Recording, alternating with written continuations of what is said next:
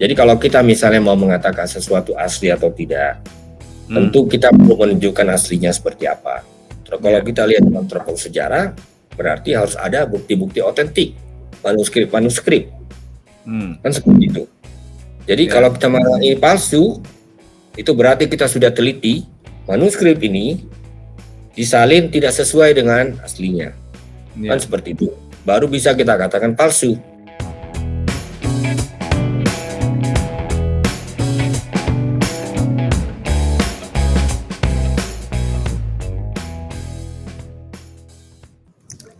Selamat siang God Lovers, Shalom. Selamat datang dalam acara Diaspora TV Talk Show yang diadakan setiap hari Sabtu pukul 1 siang. Hari ini Diaspora TV menghadirkan seorang narasumber yang sangat istimewa. Seorang yang bukan dari latar belakang Kristen, tapi kemudian dipanggil Tuhan Yesus untuk melayani banyak orang.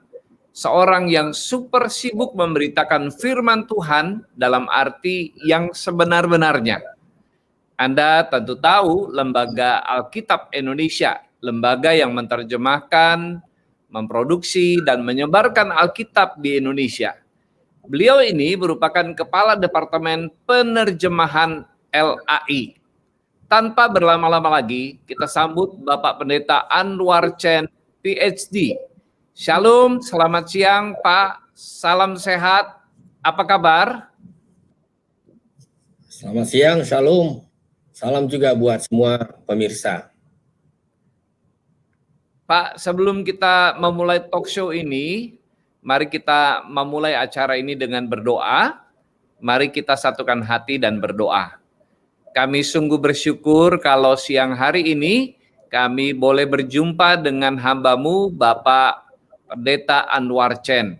Tuhan, kami ingin mengenal hamba-Mu ini lebih jauh dan lebih dalam lagi di dalam pengalaman-pengalaman hidupnya, baik sebelum mengenal Kristus maupun ketika hamba-Mu ini sudah mengalami keselamatan yang pasti di dalam Yesus Kristus.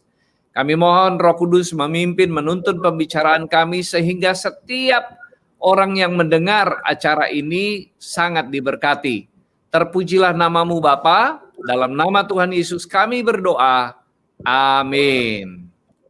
God Lovers, Amin. Saya ingatkan bagi yang belum subscribe untuk melakukan subscribe demi mendukung Diaspora TV channel. Jika Anda suka dengan tayangan ini, mohon dapat like video ini dan membagikannya kepada teman, kepada keluarga. Anda juga dapat memberikan komen atau memberikan masukan di kolom komen di bawah ini. Pak Anwar, bisa diceritakan Pak, latar belakang Anda, lahir di mana, tahun berapa, dan orang tua berasal dari suku apa? Silakan Pak. Ya, terima kasih Pak Gembala. Saya berasal dari sebuah kota pelabuhan, yaitu Belawan, yang merupakan bagian dari Medan ya, sekarang Kota Madya Medan. Jadi orang tua saya adalah dua-duanya Buddhis. Jadi sejak kecil saya memang tumbuh sebagai seorang anak Buddhis yang tentu saja mempunyai keyakinan yang sangat berbeda dengan iman Kristen ya. Jadi kira-kira ya 53 tahun lalu ya, Tuhan izinkan saya hadir di tengah-tengah dunia ini. Kita tidak tahu bagaimana dia mengungkapkan atau menyingkapkan rencananya dalam hidup saya. Tetapi yang saya alami sampai saat ini adalah bahwa memang Tuhan itu luar biasa ya. Dia bisa mengubah apa yang tidak pernah kita pikirkan.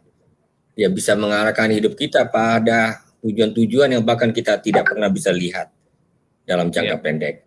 Jadi itulah yang saya pikir perlu saya tegaskan ketika saya memulai dengan percakapan ini, karena ini adalah sebuah perjalanan iman dalam hidup saya yang tidak pernah saya rencanakan. Ya. Jadi Pak Anwar lahir 53 tahun yang lalu dari keluarga Buddhis ya Pak? Ya, betul. Di Belawan, Medan. Pak Anwar, tadi Bapak cerita bahwa Bapak bukan berasal dari Kristen. Nah, bagaimana sampai kemudian Anda percaya kepada Kristus? Ya, ini yang membuat saya sampai sekarang takjub, karena saya tidak pernah memikirkan itu akan terjadi. Ya, sebagai seorang anak Buddhis tentu saya dididik ya, tidak terlalu teoretis, tidak terlalu konseptual, tapi tahu bahwa kita harus beribadah, kita harus berbuat baik, kita harus berbelas kasih dengan sesama kita ya. Itu ciri-ciri dari ajaran belas kasih yang amat kental ya di dalam keyakinan saya sebelumnya. Oleh karena itu sampai sekarang pun saya tetap menghormati sisi itu ya dari keyakinan yang pernah saya anut. Nah, semuanya itu mulai menjadi sebuah perjalanan yang amat menantang, menimbulkan banyak pertanyaan ketika suatu hari waktu itu saya menemukan sebuah Alkitab ya, buku tebal di atas meja teman saya sekelas. Biasanya kami kalau yang beragama lain, karena di situ hanya ditawarkan 2 pelajaran agama ya, agama Islam atau agama Kristen gitu. Nah, kalau tidak mau bergabung ya itu jadi jam main-main tambahan, itu istilah orang sana.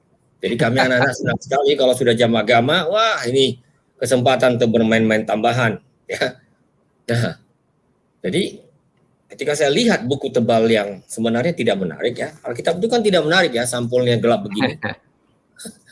Ya. Saya penasaran karena memang saya suka baca buku, terutama cerita silat Koping Ho ya. Jadi saya betul-betul penggemarnya yang luar biasa. Saya bisa baca 15-20 jilid satu hari gitu ya.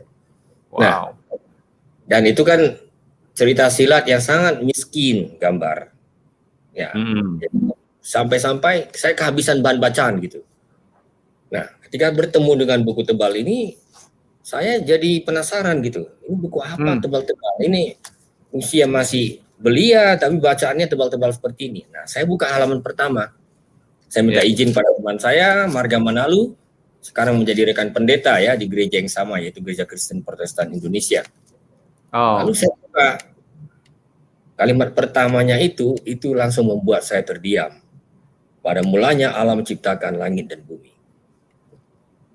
Saya merinding baca itu, wah ini buku apa ini? Kalau membaca buku-buku lain saya sudah biasa, tapi ini buku yang dimulai dengan sebuah kalimat, pada mulanya Allah. Itu saja udah 2 kata yang membuat saya menerawang ya. Pada mulanya Allah menciptakan langit dan bumi. Wah, langsung tanpa berpikir panjang saya bilang ke teman saya waktu itu, kawan boleh nggak saya bawa buku tebalmu ini, saya pinjam untuk saya baca pulang. Saya bilang. Nah, bawa pulang dan saya baca seperti baca cerita silat Koping Ho, karena saya tidak punya iman apapun, betul-betul saya tidak ada kepingin jadi Kristen, sedikit pun tidak ingin mengubah kepercayaan saya, hanya membaca sebagai sebuah cerita menarik. Lalu sampai di tengah jalan, saya mulai bingung ya. Jadi baca kitab kalau dari kitab Kejadian, jangan pikir itu mudah ya. Sampai tengah jalan, begitu sampai ke kitab Taurat, banyak aturan-aturan. Kalau ceritanya sangat bagus ya, saya senang. Misalnya Tuhan Yusuf, Tuhan memanggil Musa, itu hebat sekali. Itu cerita-cerita yang tidak membuat saya merasa asing ya. Itu bagaikan semacam pendekar lah itu dalam dunia ya perjuangan-perjuangan. Tapi ketika masuk aturan ritual, wah saya nyerah saya. Waktu itu saya pikir wah ini buku ini mulai membosankan. Saya mau kembalikan kepada teman saya besok harinya. Nah besok hari saya mau kembalikan kepada teman saya itu. Lalu tiba-tiba, nah ini saya pikir ya karya Roh Kudus. Sekarang saya katakan itu karya Roh Kudus. Kenapa?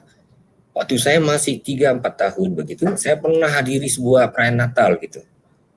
Jadi waktu itu tetangga-tetangga mengajak karena ada mobil gereja mengatakan, ayo mari rame-rame kita menghadiri perayaan Natal. Kita nyanyi-nyanyi, dapat permen, dapat kue. Ya anak-anak senang saja. Dan saya ikut karena teman-teman rame mau ikut. Nah, saya ingat perayaan itu perayaan yang menggembirakan, suasananya terang, ada nyanyian, ada nama dalam bahasa Hokkien ya, Yaso. Itu saja yang saya ingat. Sudah itu tidak ada. Nah, pada waktu saya mau mengembalikan buku ini, saya tanya teman saya, kalau cerita Natal di mana? Nah, teman saya kemudian mengatakan, oh kalau cerita Natal itu hampir tamat di bagian belakang. Saya mulai dari Injil Matius. Dan itu adalah sebuah perjalanan yang tidak pernah saya bayangkan akan mengubah hidup saya. Baca Injil Matius dengan rasa tertarik karena saya menemukan seorang tokoh baru ya. Seorang tokoh asing tentunya karena saya tidak pernah dengar sebelumnya, yaitu Yesus. Amat menarik kisah kelahirannya. Ketika saya sampai kepada khotbah di bukit, wah, itu perjumpaan yang sangat menarik. Ajaran-ajaran Buddhis yang diajarkan oleh nenek saya, yang saya sangat hargai ya karena berbelas kasih dan sebagainya, itu menemukan kesejajarannya di dalam khotbah di bukit. Nah, saya selalu ingin membacakan satu ayat yang membuat saya tercenung dalam sekali ketika membaca khotbah Yesus di bukit. Ya, saya ajak kita yaitu untuk membaca Matius pasal 5 ya, ayat 43. Kamu telah mendengar firman, kasihilah sesama manusia dan bencilah musuhmu. 44, tetapi aku berkata kepadamu, kasihilah musuhmu dan berdoalah bagi mereka yang menganiaya kamu. Wah, bagi kita mungkin terkesan biasa, bagi saya itu, wah, super luar biasa. Saya tercenung dalam sekali. Wah, ini kok bisa demikian ya, ajaran seperti ini. Saya baca terus. Sebagian mengerti, sebagian tidak mengerti, ya. Tapi saya nikmati saja sebagai sebuah cerita ya, yang tidak membuat saya harus menjadi siapapun. Sebuah cerita ya, bagi penggemar cerita. Dan saya larut di dalamnya. Ya, biasanya kalau orang sudah biasa membaca, dia akan masuk, ya, menemukan dirinya mirip dengan tokoh mana di dalam cerita itu. Dan saya menempati pada Yesus dari Nazaret. Nah, Bapak Gembala bisa lihat apa yang terjadi ketika dia masuk ke Yerusalem terakhir dan dia mulai masuk ke arah salib. Saya terharu sekali saya. Tapi tidak mengerti kenapa orang sebaik ini nasibnya begitu tragis.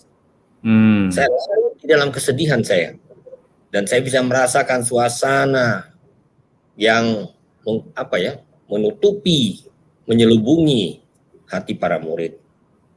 Nah, ketika Yesus mati di kayu salib ya, saya ikut tercenung, saya ikut terdiam saya. Aduh, ini cerita kok begitu tragis ya. Andai kata saya tidak baca lanjut, bagi saya ini adalah sebuah cerita silat yang menyedihkan. Tapi yang membuat saya heran adalah ketika saya baca lanjut, suasananya total berubah. Saat Yesus bangkit, saya mengerti. Wah, ini rupanya luar biasa ini. Ini tokoh ini nggak sembarangan manusia ini. Kenapa? Karena dia yang mati itu adalah dia yang kemudian dengan amat tegas mengatakan aku masih hidup. Nah, itu awal dari sebuah perjalanan. Lalu saya baca lagi Injil-Injil yang lain dan menemukan beberapa kemiripan. Ya, tentu saja saya tidak mau terlalu sibuk ya melihat wah Injil Matius, Markus kenapa beda dan sebagainya. Sebagai penggemar cerita bukan itu yang relevan. Saya nikmati saja, oh ini ada ulangan lagi nih.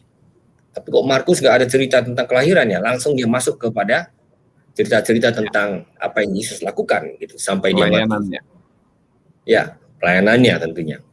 Injil Lukas dengan demikian, dan ketika saya masuk dalam Injil Yohanes. Nah, Injil ini sebenarnya adalah Injil yang kelihatan sederhana sekali bahasanya, tapi penuh dengan kalimat-kalimat yang amat menentukan, yang membuat kita berpikir ulang, membuat kita menyadari sesuatu yang lebih mendalam ya, rencana Allah dan sebagainya.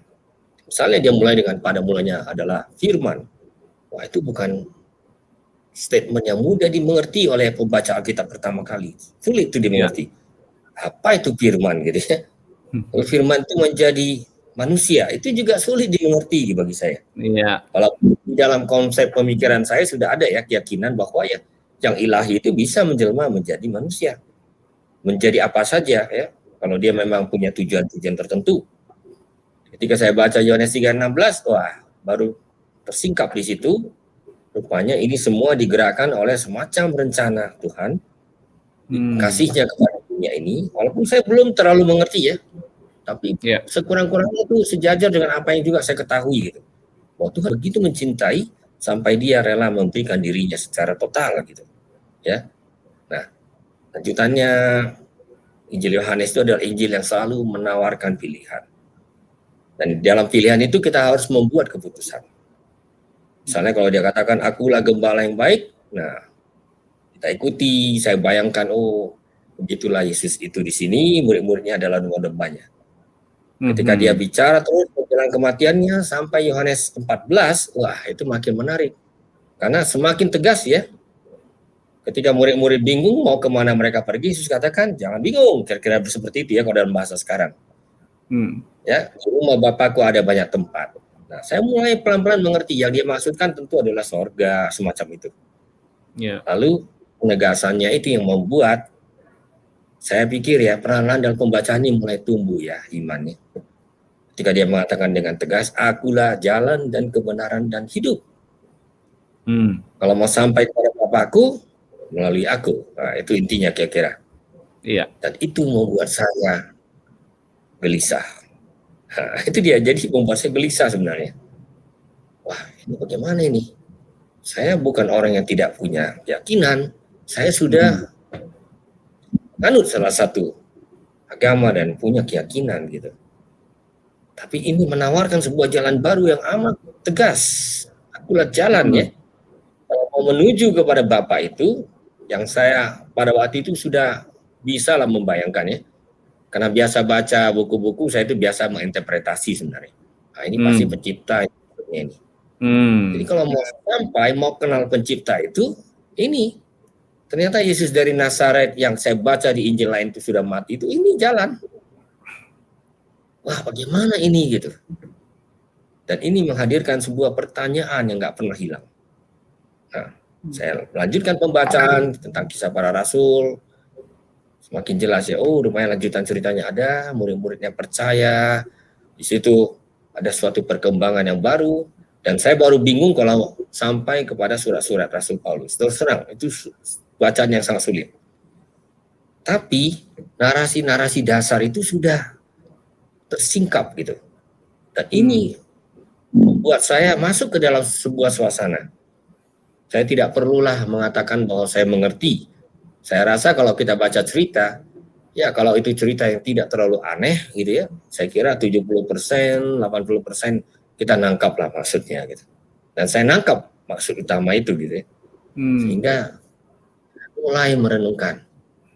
Nah, saat seperti itulah kemudian saya berpikir, saya harus tahu ini, siapa orang-orang yang membaca kitab seperti ini. Nah, saya datang kepada teman saya katakan, bolehkah saya ikut ke tempat kamu, bertemu dengan orang-orang yang baca kitab ini?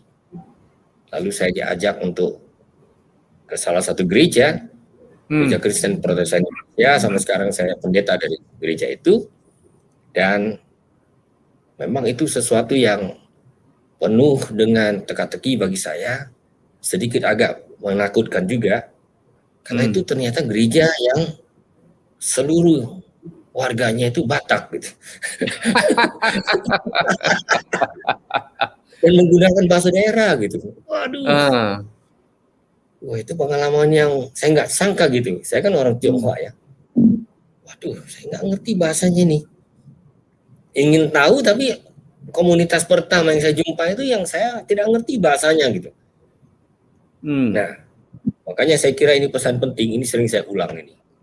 Beberapa kali saya katakan kepada jemaat kami, saya duduk di paling belakang. Biasanya orang kalau agak-agak takut itu di paling belakang gitu. Supaya kalau keluar nggak apa-apa. Nah, di samping saya duduk seorang pemuda. Kalau saya tanya kepada dia apa yang sedang berlangsung, dia jawab. Wah, kita sedang berdoa. Oh, ini lagi ada khotbah. Ini, tentang itu. Ya. Ternyata dia tidak terganggu dengan rewelnya saya bertanya. Nah, ini membuat saya simpati gitu. Wah, walaupun saya orang asing tanda kutip gitu ya, dia mau menyambut, dia mau memberitahu pada saya apa yang terjadi, dan itu membuat saya tidak jadi pergi. Jadi saya mau katakan, apa istilah di dalam jaringan kita ini ya, God lovers ya. Ya, God lovers. God lovers ya. Saya mau katakan, kadang-kadang kita pikir keramah-tamahan kita itu hal sepele. Jangan pernah. Dalam gereja itu bukan sekedar basa-basi. Saya bayangkan waktu itu, andai kata dia ketus, kamu banyak sekali nanya. Ini bisa sangat beda ini akibatnya gitu. Iya. Betul nggak Pak Gembala? Betul. Jadi saya mulai simpati, oke lah, baik saya tidak mengerti, bagi saya cukup asing ya masuk ke dalam satu kultur baru yang bahasanya saya tidak mengerti. Tapi saya mau mulai dengan sebuah perjalanan masuk ke dalam dunia yang sebenarnya serba asing bagi saya. Nah, melalui perjumpaan itu, tentu saya tidak langsung berubah. Saya baca lagi Alkitab mulai dari awal. Dan saya lalu kemudian berkata, baiklah saya baca aja, nggak ngerti nggak apa-apa. Ini saya anggap aja seperti sebuah rasa ingin tahu yang terpuaskan melalui bacaan. Saya baca kitab Nabi segala macam itu ya, saya baca lewat aja gitu. Kalau nggak ngerti, kemah suci segala macam itu, ya kalau nggak ngerti nggak apa-apa. Saya lewat aja. Dan pelan-pelan muncul semacam kegelisahan, makin jelas. Saya termasuk anak yang cukup religius gitu ya, lalu gimana gitu. Nah, ada satu titik di mana saya akhirnya mendua ya. Saya tetap pergi ke kuil, tapi di sisi lain saya diam-diam juga ikut kebaktian minggu ya, karena saya belum punya komitmen, saya ingin tahu gitu, saya ikut kebaktian minggu gitu. Dua-duanya saya jalani ya, jadi agak split lah waktu itu. Nah, yang membuat saya takjub itu adalah ketika suatu hari sesudah beberapa lama ya, saya tidak pernah menghitung hari kapan di mana saya menjadi orang Kristen gitu. Jadi nenek saya itu suka ngajak saya ke kelenteng. Jadi suatu hari pada waktu sore dia bilang, ayo cucuku, mari kita sama-sama ke kelenteng gitu. Biasanya saya langsung semangat itu, wah mari nek, karena itu suatu kegembiraan bagi saya, jalan kemudian bisa sembahyang, biasanya pulangnya kayak makan-makan gitu. Nah hari itu entah apa yang ada di dalam pikiran saya. Hari itu saya katakan pada nenek saya, maaf nek, saya nggak bisa lagi. Saya bilang. Dan itu jawaban itu bahkan mengejutkan diri saya sendiri. Apa yang terjadi gitu? Tiba-tiba saya tidak bisa menjawab iya. Nenek saya heran, kenapa? Ya saya tidak bisa lagi nek, karena saya adalah satu keyakinan gitu, seperti itu saya bilang. Nah, pelan-pelan akhirnya keluarga tahu, wah ini terutama bapak saya marah sekali karena dia tahu rupanya otak saya mulai dicuci nih. Nah, itu istilah dia nih. Otakmu ini mulai dicuci oleh buku ini. Buku ini yang mencuci otak ini. Hati-hati, ini buku bahaya nih.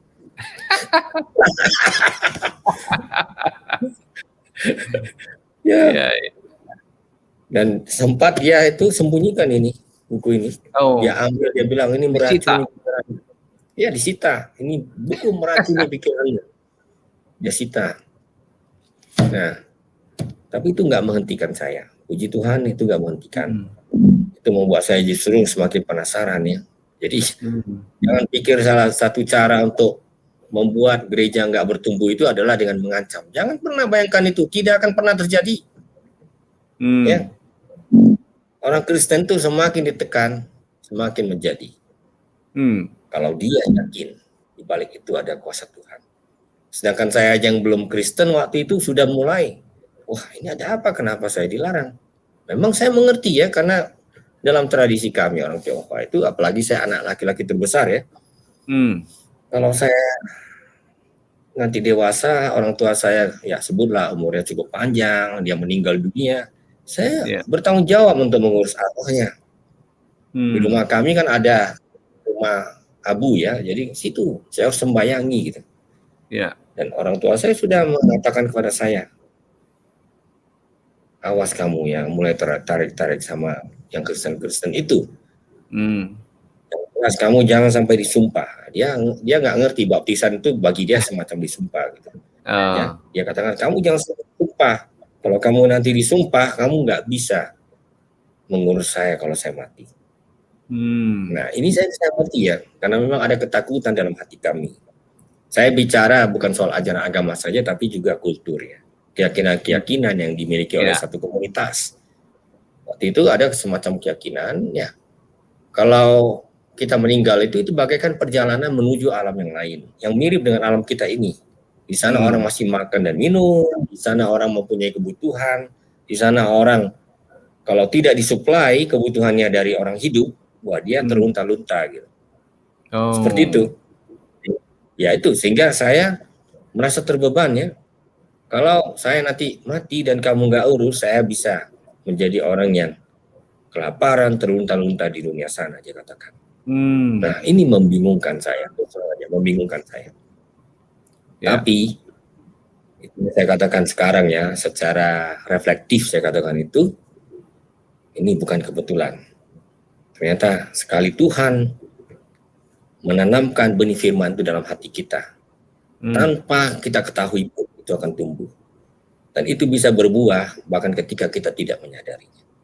Karena itu jangan pernah anggap enteng firman Tuhan. Nah, ini yang saya bisa saksikan di awal ini dulu ya Pak Gembala ya. Untuk menjawab pertanyaan yang singkat. Tapi rupanya cukup panjang juga akhirnya saya sampaikan. Kisah yang luar biasa. Dari hobi membaca, akhirnya bertemu dengan Alkitab, dan tanpa disadari iman timbul dari pendengaran akan firman Tuhan, begitu ya. Mungkin benar. tanpa disadari oleh Pak Anwar ya, masuk juga ya. Dalam membaca itu akhirnya mulai timbul iman, begitu ya, sampai menolak ke kelenteng dan akhirnya mengambil keputusan.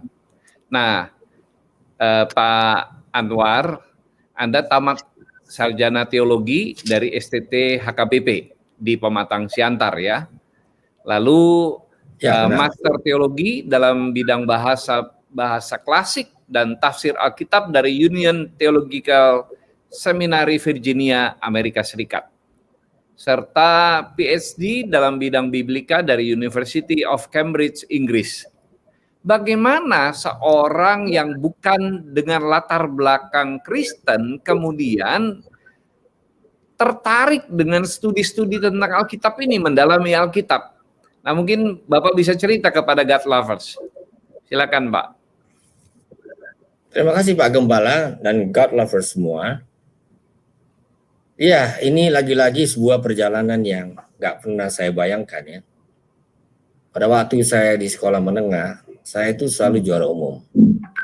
Jadi kalau di Medan tuh sering sekali saya bahkan ya masuk istilahnya perlombaan-perlombaan di televisi TVRI lah ya. Waktu itu ada cerdas tangkas dan sebagainya. Saya selalu seperti itu. Tapi ya rupanya jalan menuju akhir itu tidak kita yang tentukan gitu. Saya sudah bayangkan saya ingin masuk ke sekolah-sekolah terkemuka lah di negara kita ini. Nah, saya masih ingat satu peristiwa pada waktu saya mau dibaptis, itu lagi-lagi di GKPI. Waktu itu pendetanya bernama Pendeta RF Simamora ya. Di konsistori kami berbincang-bincang, dia tanya, nanti kalau sudah tamat SMA mau kemana gitu. Nah waktu itu entah apa yang ada di dalam pikiran saya gitu ya. Saya jawab, saya mau jadi hamba Tuhan, saya mau jadi penginjil, saya bilang. Nah, tapi kan sesudah itu saya lupa gitu. Saya seperti layaknya semua sekolah siswa di sekolah menengah waktu itu belajar dengan sangat giat karena kita tahu ada kompetisi yang sengit ya untuk masuk ke sekolah-sekolah terbaik. Jadi saya sibuk di situ. Ya, saya sudah berpikir apakah saya masuk ITB dan sebagainya gitu.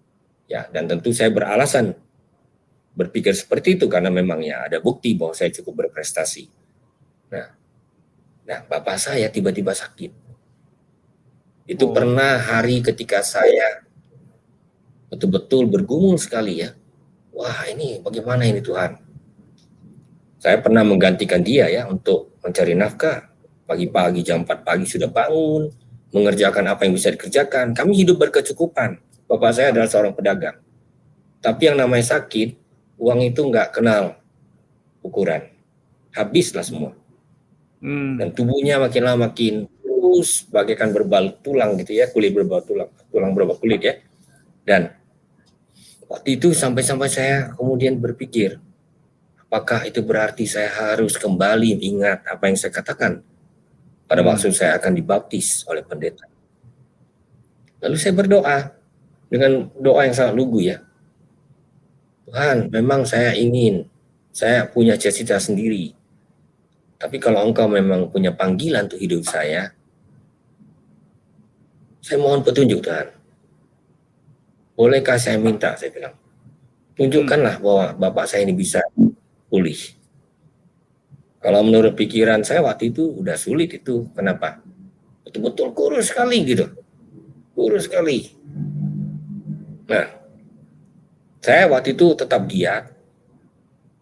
Dengan segala perjuangan dan kesulitan saya tetap giat belajar gitu ya. Nah, walaupun saya kemudian ketika Bapak saya mulai sembuh ya, dan kemudian saya mulai bingung ya, bukan berarti saya langsung bersuka cita, haleluya, bukan. Mulai bingung saya, gimana ini? Tuhan jawab doa saya ini. Hati-hati dengan doa kita ya. Doa itu punya konsekuensi gitu. Doa itu punya konsekuensi gitu. Hati-hati dengan doa kita gitu. Ya. Wah ini gimana? Bapak saya ternyata bisa sembuh ini. Bagaimana ini? Bagaimana jalan hidup saya gitu? Wah itu tidak gampang. Ya, mulai menarik terjadi dalam diri saya. Ya. Saya waktu itu berpikir, wah saya belum akan ke sekolah teologi atau kemana, belum sampai ke situ. Tetap saya belajar sungguh-sungguh, sampai akhirnya ketika saya tamat, terus terang saya menjadi salah satu peraih NEM tertinggi di Sumatera Utara waktu itu. Ya. Nah, tapi jalan sudah dirintis melalui perjumpaan tadi, melalui doa tadi. Akhirnya suatu hari saya ketemu dengan pendeta Simamora, kami bicara lagi, saya katakan, Pak Pendeta, saya sungguh-sungguh merenungkan kembali hidup saya. Tuhan sudah jawab doa saya. Mohon dukungan Bapak Pendeta. Kalau saya akhirnya mau menjadi penginjil. Terjadilah percakapan ya. Sehingga saya diarahkan untuk bertemu dengan Bishop gereja kami waktu itu, Pendeta Dr. Andar Lembat Tobing ya, ke Pematang Siantar. Bersama-sama pendeta itu kami ke sana. Ya, terjadilah percakapan yang singkat, lalu Bishop mengatakan, terima kasih, saya pasti akan mau mendukung, karena situasi hidup Ananda, dia bilangnya, tidak lazim gitu ya, dan juga keputusan ini tentu sangat sulit. Saya belum beritahu orang tua saya, belum beritahu. Ya. Dia katakan, lanjutkanlah perjalanan ini, dan kalau boleh tolong tulis kesaksianmu. Ya, supaya saya bisa mengetahui. Baik, saya tulis tangan, saya nggak tahu masih ada nggak surat itu, ya. Nah, lalu saya lanjutkan lagi semuanya dengan agak bingung karena tidak mudah ya bagi seorang ya kalau orang baru tamat SMA ya membuat keputusan besar itu kan tidak gampang ya. Bagi saya bukan soal keputusan sekolah ini hanya, tapi itu sekolah yang arahnya betul-betul ke arah pelayanan, bagaimana ini? Dan saya tahu saya akan mengecewakan orang tua saya untuk kedua kali, kecewa besar ini. Wah, saya bingung sekali bagaimana memberitahu orang tua saya ini. Tapi ya itulah, kita harus membuat keputusan. Suatu hari saya katakan, Bapak dan Mama, saya mohon maaf, saya sudah memikirkan semuanya ini.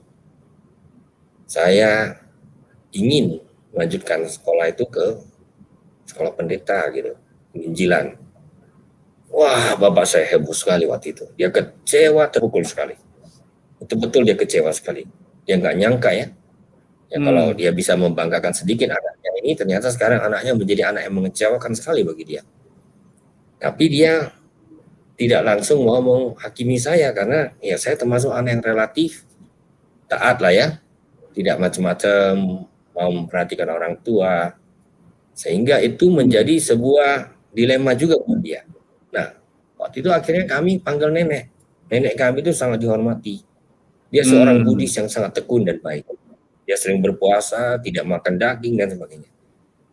Akhirnya diundang rapat keluarga, dan saya masih ingat waktu itu di dapur kami, saya berdoa ya.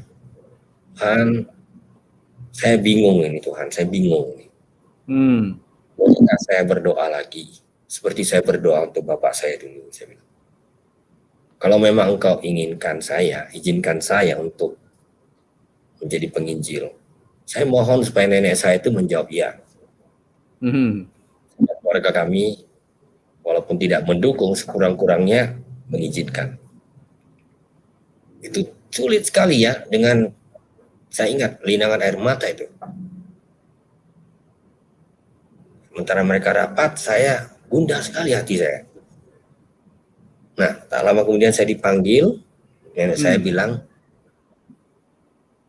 cucuku, dia bilang, memang ya kau tidak kecil lagi gitu.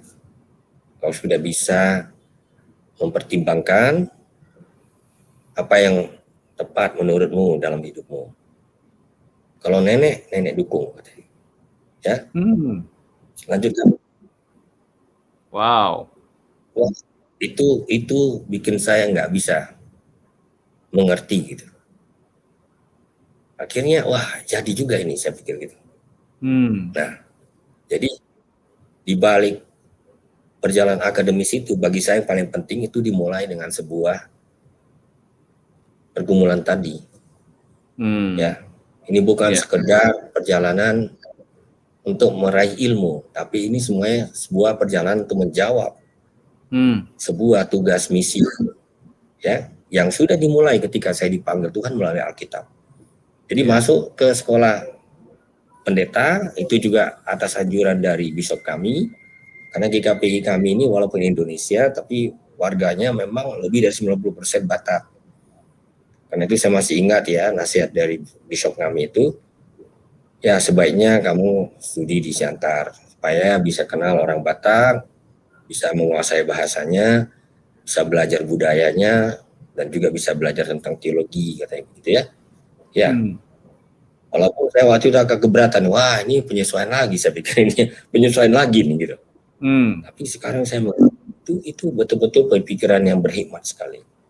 Saya masuk ke sana, dipersiapkan dari awal, ya, dan mengalami kembali culture shock ya, karena ya beda sekali ya kalau kita hidup dalam satu kampus yang betul-betul kulturnya Batak ya, dan Bataknya pun dari bermacam-macam daerah gitu.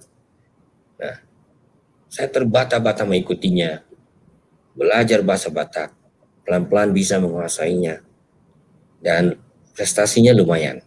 Dan ketika belajar bahasa Ibrani, Yunani, nah ini menarik. Dulu saya sangat menyukai matematika, ya.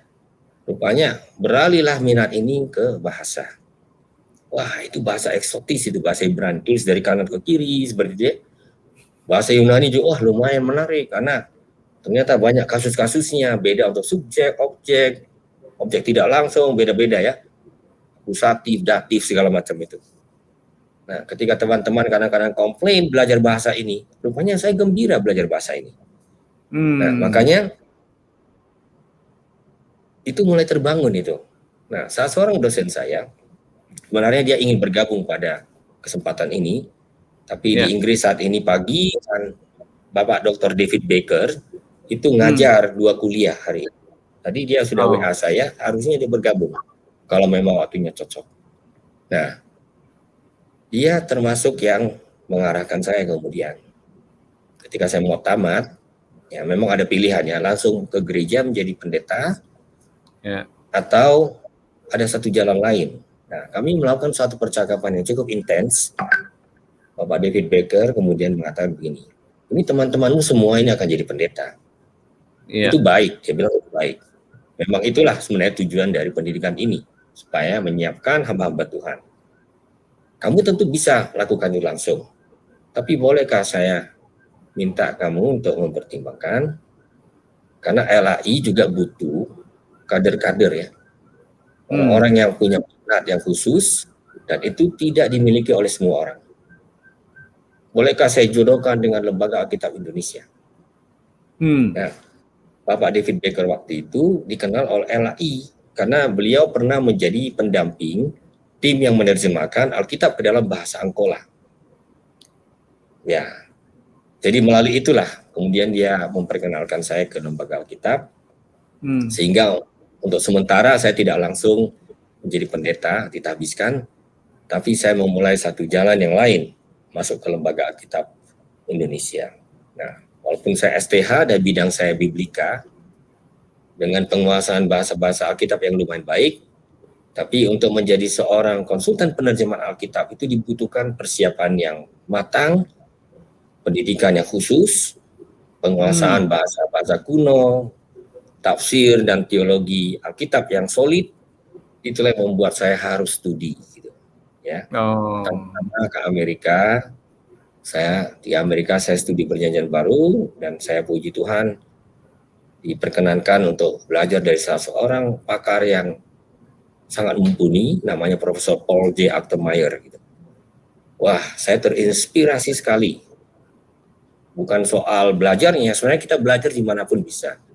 Tapi kalau kita menemukan orang-orang yang matang, para ahli yang bukan hanya tinggi ilmunya, tapi juga betul-betul punya komitmen yang tinggi di dalam misi, ya, dalam iman kepada Kristus, kita jadi terdorong, ya, kita juga ikut dikuatkan, ya, bukan hanya dari segi akademis. Itulah yang berlanjut. Pulang dari sana sebenarnya saya ditawarkan untuk langsung lanjut ke studi doktoral, ya. Dia bahkan katakan, ini saya hampir pensiun sebentar lagi, saya ingin kamu menjadi mahasiswa saya. Tapi rupanya saya sempat bicara kepada pimpinan kami, ya, supaya saya diizinkan lanjut. Pimpinan kami mengatakan tidak, sebaiknya kamu pulang dulu, nanti kita beri kesempatan lagi. Karena ya suatu prosedur yang baik, sehingga dengan demikian kita betul-betul bisa meyakini ada sebuah proses pembentukan, ya, yang tidak sepenuhnya akademis saja. Saya pulang bekerja dulu kira-kira 2 tahun, turut mempersiapkan Perjanjian Baru, ya, dalam edisi yang kedua. Kami menyisir ulang seluruh teks itu. Sudah itu kemudian saya diberi kesempatan untuk studi lanjut lagi, dan pada waktu itu memang saya milih ke Institut Biblikum di Roma. Itu satu lembaga pendidikan Jesuit, ya, yang memang terkenal sangat kuat dalam bahasa-bahasa kuno, ya, bahasa-bahasa Ibrani, Yunani, dan lain-lain. Saya sempat mengikuti pendidikan di sana kira-kira setahun lebih, ya, mengambil terutama kuliah-kuliah yang sifatnya lebih ke filologi, tafsir Alkitab, teologi Alkitab, dan sesudah itulah dilanjutkan lagi ke Universitas Cambridge untuk spesialisasi dalam bidang Septuaginta. Septuaginta itu adalah terjemahan dari Alkitab Ibrani ke bahasa Yunani. Nah, itu tentu membuat saya harus menguasai kedua bahasa ini dengan baik. Nah, begitulah seterusnya sampai akhirnya selesai studi, saya kemudian mengabdikan diri menjadi konsultan penerjemahan Alkitab di Lembaga Alkitab Indonesia. Nah, ini perjalanan akademis. Tapi bagi saya ini juga adalah sebuah perjalanan spiritual yang sangat intens. Kenapa? Saya tidak pernah rencanakan untuk melayani dalam bidang ini. Tidak pernah. Dan kalau saya berefleksi ulang, itu seperti mau mengatakan, engkau telah dipanggil melalui Alkitab. Kini engkau diutus kembali untuk mengerjakan Alkitab ini. Jadi ini bukan hanya pekerjaan, tapi ini adalah sebuah kehidupan bagi saya, ya. Amen. Yang sampai saat ini sudah saya lakoni. Ini tahun ke-29 saya di Lembaga Alkitab Indonesia. Wow. Ya. Luar biasa. Jadi kiranya ini menolong saya sendiri untuk berefleksi ulang, ya. Jadi memang, ya, percakapan kita hari ini bagi saya ini seperti bernostalgia yang berisi gitu, ya. Tidak hanya mengenang masa lampau, tapi melihat bagaimana tangan Tuhan menuntun tanpa kita bisa mengetahui awalnya gitu. Tapi ketika itu jelas arahnya, kita mengaminkan. Begitulah rupanya Tuhan membentuk kita. Saya mengikuti cerita Pak Anwar sangat menarik, dan Tuhan menaruh orang-orang kunci di dalam hidup Pak Anwar. Ya, ada Pak Pendeta yang membaptis, lalu kemudian bertemu dengan Bishop, bertemu dengan Pak David Becker, lalu diperkenalkan dengan Lembaga Alkitab Indonesia, dan akhirnya Bapak melanjutkan kuliah sampai PhD Ya. dalam rangka memperlengkapi diri untuk kembali melayani di lembaga Alkitab ya. Nah, Ya, Pak iya. Itu ya. ya, Ya, ya. Pak Anwar, di lembaga Alkitab Anda adalah kepala departemen penerjemahan. Nah, bahasa asing apa saja yang Bapak kuasai? Dan apakah dari bahasa-bahasa asing ini Bapak menerjemahkannya ke dalam bahasa Indonesia langsung atau gimana? Silakan, Pak. Ya, jadi kalau di Lembaga Alkitab Indonesia, kita selalu mengutamakan kerja kolaborasi gitu. Ya, memanfaatkan talenta-talenta yang ada. Secara pribadi tentu dalam proses pendidikan saya sudah ditempa ya dengan kesempatan-kesempatan mendalami bahasa-bahasa kuno ini. Misalnya pada waktu saya studi di Union Theological Seminary in Virginia, tentu saya mendalami bahasa Yunani, kemudian saya juga studi bahasa Aram di situ. Di Institut Biblikum, ya, itu juga saya dalami lagi bahasa Ibrani, tentunya tingkat lanjut ya, bahasa Yunani, bahasa Syria, ya. Saya diharuskan lagi belajar bahasa Latin pada waktu itu, karena ya orang Protestan itu jarang belajar bahasa Latin gitu. Padahal itu wajib kalau di lingkungan Katolik, ya. Lalu ya memang saya diharuskan untuk tahu bahasa Itali karena kuliahnya diberikan tidak hanya bahasa Inggris tapi dalam bahasa Itali. Nah, ini tentu penuh tantangan ya karena saya persiapannya sangat minim waktu itu. Hanya diperkenankan untuk 2 bulan khusus, langsung terjun. Seperti orang berenang langsung ya dilempar ke dalam air begitu. Ya. Jadi ini menempa ya menurut saya seperti itu ya, itu menempa saya untuk mengetahui cukup banyak bahasa, lalu untuk studi doktoral, menulis literasi, sudah pasti saya selain bahasa Inggris saya harus tahu bahasa Jerman dan bahasa Prancis. Ya, jadi ini bahasa-bahasa yang biasa digunakan untuk studi gitu, untuk penelitian. Nah, jadi ini bagi kami adalah alat-alat kerja gitu.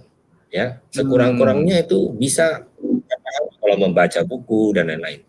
Ya. Nah, inilah yang juga merupakan syarat-syarat dasar umumnya ya bagi seorang dokter biblika ya dalam standar yang baik. Saya sebut dalam standar yang baik tentunya. Nah, ini yang kami tekankan sebenarnya tujuannya bukan cuma akademis di penerjemahan Alkitab ini.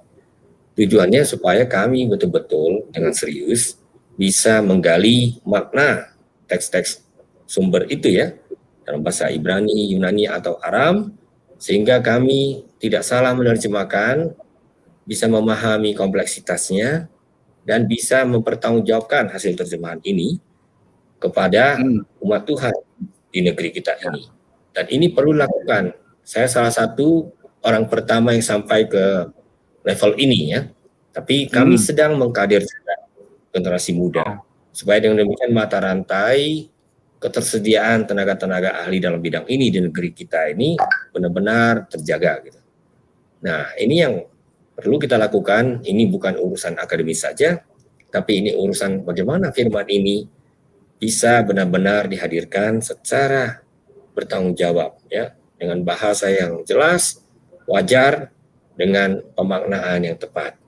Nah, inilah yang kami selalu upayakan supaya dengan demikian terjemahan ini tidak hanya terjemahan dari misalnya bahasa Inggris. Ya, bahwa kita gunakan referensi-referensi, apalagi kalau ada ayat-ayat yang sulit ya, kita jangan bayangkan bahwa Alkitab kita nggak ada ayat yang sulit. Saya boleh katakan kira-kira 80% bacaan Alkitab kita ini jelas gitu. Tapi yang 20% ini itu bisa sangat merepotkan para ahli karena bahasa Ibraninya sulit, kata yang digunakan cuma ada 1 kali di dalam Alkitab, kita nggak bisa bandingkan dengan yang lain. Itu yang disebut dengan hapax legomenon. Ya.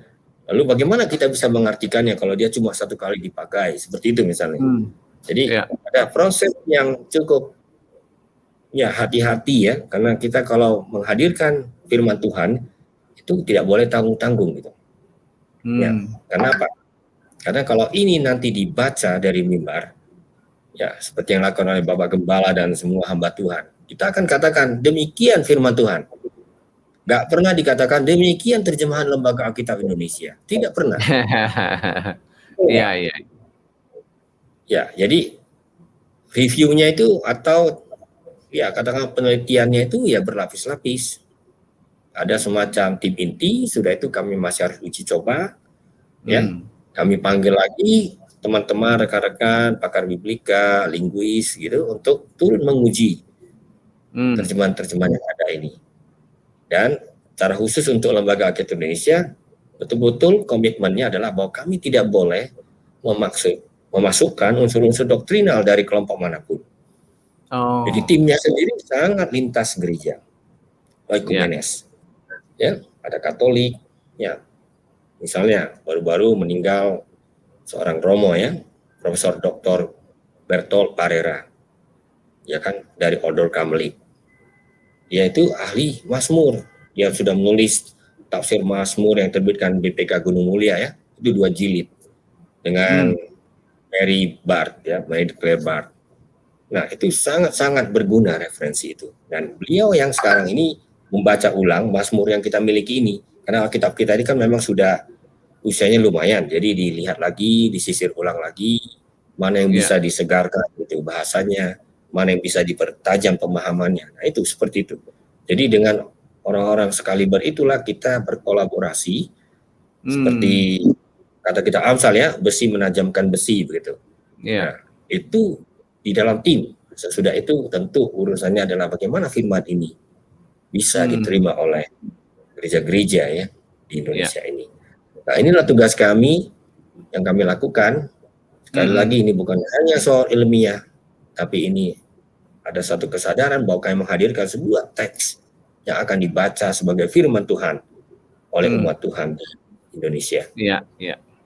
Nah, Pak Anwar, mungkin di antara God lovers yang menyaksikan tayangan ini, ada yang belum mengetahui proses penulisan Alkitab. Nah, kitab suci kita bukanlah kitab yang turun dari langit, lalu langsung bisa dinikmati.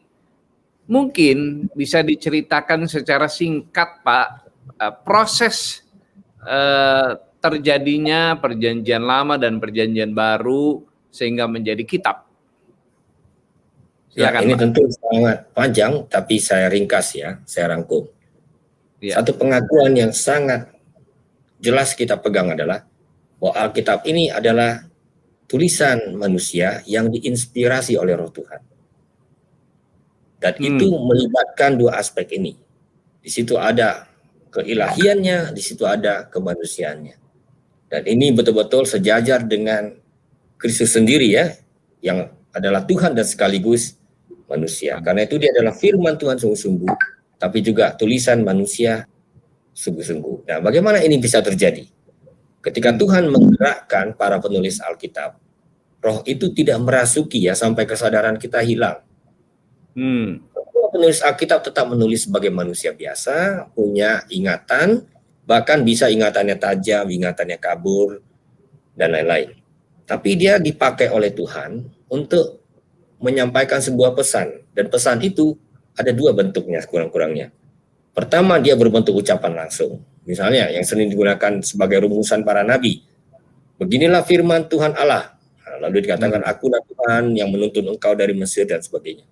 Tapi kita jangan pernah lupakan peristiwa-peristiwa sejarah yang dilihat sebagai tangan Tuhan ya, bekerja dalam hidup manusia, itu juga menyampaikan sebuah pesan ilahi. Makanya Alkitab kita awalnya, saya sebagai orang percaya ya, baca Alkitab itu bingung-bingung juga. Kenapa?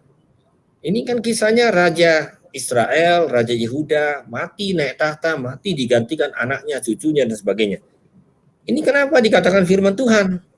Nah, tentu ini bisa menyibukkan kita ya. Rupanya persoalannya adalah karena kita nggak mengerti bahwa ternyata bagi umat beriman itu bukan hanya sekedar cerita sejarah. Dalam cerita sejarah itu ada pesan bagi umat beriman bahwa Tuhan berkarya dalam sejarah dan Tuhan memberi peringatan tajam dalam sejarah. Siapa yang ikut dia, hidupnya akan selamat. Siapa yang tinggalkan dia, hidupnya akan kacau. Dan itulah yang terrefleksikan di dalam berbagai narasi yang ada di dalam Alkitab kita. Makanya kadang-kadang timbul semacam dilema pertanyaannya. Ini Rasul Paulus tulis kepada jemaat di Korintus yang lagi ramai ini. Saling adu pemimpin, aku pemimpinku Apolos, aku pemimpinku Paulus, dan sebagainya. Dia kan nulis surat biasa, kenapa orang Kristen mengaku itu sebagai firman Tuhan? Nah, kita lihat di sini ada alasan yang mirip seperti yang saya katakan tentang raja-raja tadi. Betul, itu memang kelihatan sebagai sebuah peristiwa sejarah, korespondensi biasa antara seorang gembala atau perintis dengan jemaat-jemaat yang pernah dia dirikan. Tapi di balik itu umat beriman melihat ada roh berbicara, menggerakkan, sehingga apa yang menjadi pergumulan jemaat itu bisa menjadi sebuah pesan abadi bagi setiap jemaat di sepanjang zaman. Makanya kita baca Alkitab, Tuhan menyapa kita, kadang-kadang terkesan secara langsung ya, misalnya kalau katakanlah orang sedang penuh kekhawatiran akan hidup ini di masa COVID sekarang ini misalnya. Begitu dia dengar, jangan khawatir gitu ya, serahkanlah segala kekhawatiranmu kepadanya. Ini menolong tentunya. Walaupun konteksnya sudah beda, ini tentu mempunyai pesan yang sangat relevan kuat bagi kita. Iya, betul. Jangan kita lupakan dalam berbagai kesaksian hidup yang diabadikan, dilestarikan di dalam surat-surat, di dalam berbagai tulisan dalam Alkitab kita. Lagi-lagi di situ kita mendengarkan Tuhan kembali menyapa kita sampai detik ini. Nah, inilah yang membuat urusan untuk memaknai Alkitab itu nggak pernah habis. Tidak ada sekolahnya itu. Tidak bisa selesai itu. Ya, di situ kita perlu betul-betul membuka mata iman kita, melihat bagaimana tulisan-tulisan yang terkesan kuno ini tetap menyapa kita. Kenapa? Karena dia membedah hidup dunia ini. Dia bedah. Ya, dia tahu kalau casingnya ini akan berganti terus ini. Lompatan-lompatan terjadi. Sekarang kita sudah disebut sebagai masuki era industri 4.0. Mungkin nanti 5.0, 7.0, tidak tahu lagi kita seperti apa. Tapi kalau bicara kemanusiaan, itu kalau dibedah ya itu saja. Manusia itu adalah manusia yang terasing dari dirinya sendiri. Kenapa? Karena dia sudah sempat tinggalkan Tuhan. Karena itu kalau dia mau kembali kepada Tuhan, nggak ada pilihan. Pertama, Tuhan harus berinisiatif. Ya, nggak ada jalan bahwa kita bisa datang kepada Dia. Harus Tuhan itu yang merangkul kita, menawarkannya, karena Dia mencintai umatnya. Tinggal kita menjawab ya atau tidak. Jadi itu sebenarnya iman itu. Ketika Tuhan menawarkan segalanya, kalau saya merenungkan sekarang ya, apa arti salib Kristus bagi kita? Tuhan menawarkan seluruh dirinya, totalitas dirinya untuk kita. Dan kita mau jawab seperti apa. Nah, inilah makanya Alkitab ini, ketika bicara soal penyusunannya, ini nggak soal hanya proses sejarah yang biasa. Di dalam proses sejarah itu, mata iman kita melihat ada tangan Tuhan bekerja. Untuk tidak semuanya serba mulus ya. Ada yang sangat jelas, ada yang sempat ragu-ragu dulu, tapi akhirnya bisa terkumpul seperti yang sekarang ini. Misalnya, bayangkan sebuah kitab yang tidak pernah menggunakan nama Tuhan, kitab Esther, itu bisa menjadi kitab suci. Itu kita akui sebagai firman Tuhan. Apa dasarnya? Karena di situ ada satu keyakinan iman. Nggak mungkinlah satu bangsa umat Yahudi waktu itu bisa selamat kalau itu hanya karena dirinya sendiri. Nggak mungkin lah. Tidak mungkin. Jadi logika apa ya, saya sebutlah semacam logika teologisnya itu nggak memungkinkan. Mereka bisa selamat kalau tidak ada yang menyelamatkan. Dengan perantaraan Esther. Jadi di balik itu ada tangan yang nggak kelihatan itu menuntun sejarah hidup. Ya, karena itulah kita, meskipun saya rasa pergumulan umat percaya itu selalu adalah soal kehadiran dan ketidakhadiran Tuhan ya. Sampai kapanpun ini pertanyaan, termasuk di era pandemi ini. Tapi mari kita belajar dari pengalaman yang sudah dihadapi oleh banyak umat beriman sepanjang masa ya, yang tentu menghadapi situasi yang tidak kalah menyeramkan dari yang kita hadapi. Ya, kalau kita masih mau melihat jejak-jejak Tuhan dalam hidup kita, percaya bahwa Dia hadir gitu, lalu kita tetap dengan rendah hati mengatakan, kadang-kadang emosi kita, kondisi-kondisi kemanusiaan kita menganggap Dia tidak hadir, ya Mari dengan kesadaran ini kita membuka diri untuk melihat sebuah proses perjalanan bersama Tuhan. Dan itu sudah terkristalisasi dalam Alkitab kita. Jadi teks-teks suci ini menolong kita untuk memaknai ya sebuah perjalanan bersama dengan Dia sampai kita nanti bertemu kembali dengan Dia. Ya, jadi saya menjawab pertanyaan Pak Gembala itu enggak hanya dari segi ilmiah lagi nih. Ini udah sampai kemana-mana ini percakapan ini. Ya. Nah, Pak Anwar, di dalam tugas Anda di Departemen Penerjemahan LAI, pengalaman apa yang paling menarik atau berkesan buat Bapak? Ya, bagi saya melalui Lembaga Alkitab Indonesia, kita bertemu dengan luar biasa keragaman komunitas, pergumulan-pergumulannya di negeri kita ini. Yeah. Kalau kita menggunakan betul-betul ya, semacam semboyan Bhinneka Tunggal Ika itu bukan teori, betul-betul kenyataan gitu. Dan kita menemukannya ketika kita bertemu dengan tim-tim di daerah, mengunjungi komunitas-komunitasnya, kita bertemu dengan satu situasi di mana firman Tuhan itu mendapatkan tempatnya. Jadi bagi kita ini bukan hanya suatu proses pengalihan bahasa, tapi bagi kita ini adalah satu proses bagaimana Tuhan berbicara di dalam bahasa-bahasa yang konkret ini. Dia menyapa identitas di akarnya. Dia menyapa persoalan-persoalan di dasarnya. Itu yang membuat saya, ya kita sebagai orang yang berada di belakang layar ini, tidak jarang kita itu terharu melihat bagaimana firman ini mengubah hidup komunitas. Yeah. Dan keajaiban itu tetap terulang gitu. Kalau saya mengalami secara pribadi, saya lihat ternyata Tuhan tetap pakai ya firman ini untuk mengubah sejarah. Ya, saya ambil sebuah contoh. Pernah saya hadiri sebuah peluncuran Alkitab di daerah Kantebo, ya di Sulawesi.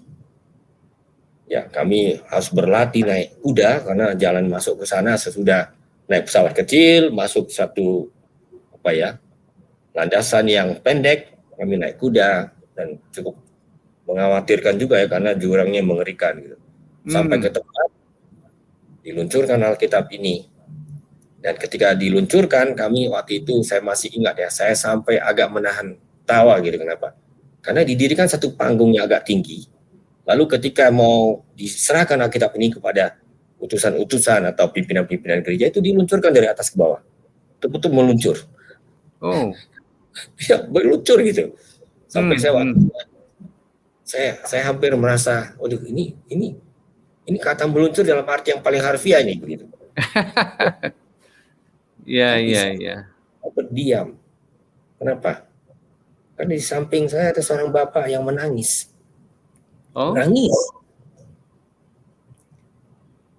Saya terdiam dia. Kenapa? Karena bapak ini tidak bisa membayangkan. Tuhan bicara dalam bahasa dia. Oh, dalam bahasa daerahnya. Ini luar biasa ini. Tuhan menyapa saya dalam bahasa hati saya, bahasa ibu saya. Nah, jadi sisi kemanusiaan ini saja sudah membuat kita terkesan ya. Belum lagi pesan di balik teks-teks ini gitu. Ya. Kalau sebuah budaya dan bahasa menjadi wadah di mana firman Tuhan disampaikan.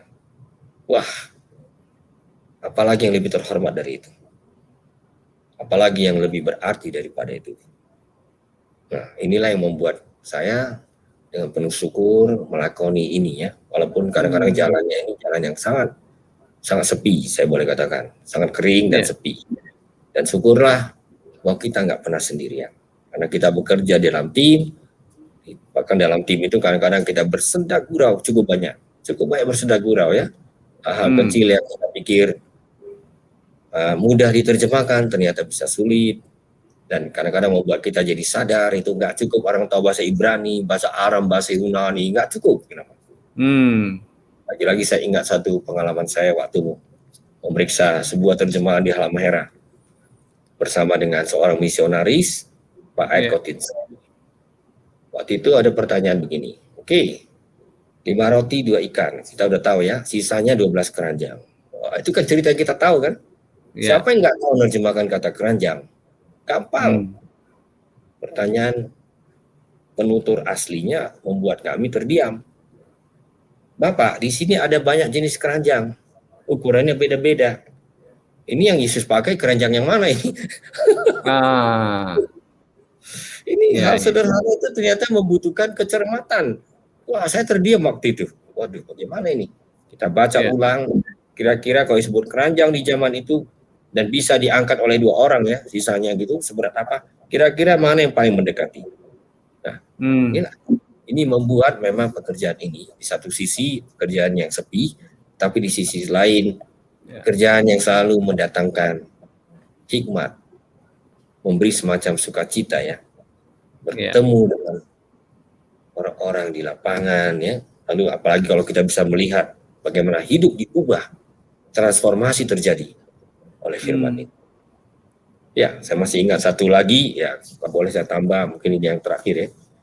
Nah, ketika kami menghadiri sebuah peluncuran Alkitab dalam bahasa Yali Anggur, itu terjadi tahun 2018. Kami berbincang-bincang dengan seorang bapak ya, Onesimus Kusior namanya. Dia adalah orang yang pertama yang dididik di Pulau Biak, kemudian diutus kembali ke komunitasnya. Dan Bapak bisa tahu apa yang terjadi? Ada pengakuan. Sebelum kami kenal Injil, kami ini manusia-manusia keras. Bahkan kami ini berani makan orang. Mereka ini kesaksian. Tapi ketika kami mengenal Injil, ini mengubah kami semuanya. Dan itu tidak terjadi dalam hitungan bulan. Itu terjadi sesudah 7 tahun. Kerja keras, kerja sabar. Tapi hasilnya itulah ada sebuah pertobatan, sebuah transformasi. Dan transformasi itu terus berlangsung sampai pada detik ini. Nah, saya ingin mengakhiri kesaksian ini dengan kesaksian seperti itu. Ada satu tempat yang namanya Apapsili. Sebenarnya dalam bahasa daerah itu artinya tempat menguliti manusia. Wow. Nah, sekarang di tempat itu ada orang-orang, ada semacam sekolah Alkitab yang bukan menguliti manusia, tapi mengupas firman Tuhan. Nah, inilah saudara yang saya kira menolong kita untuk mengerti. Ketika Tuhan punya rencana, dia ubah semuanya. Dia siapkan orang-orangnya, dia berdayakan.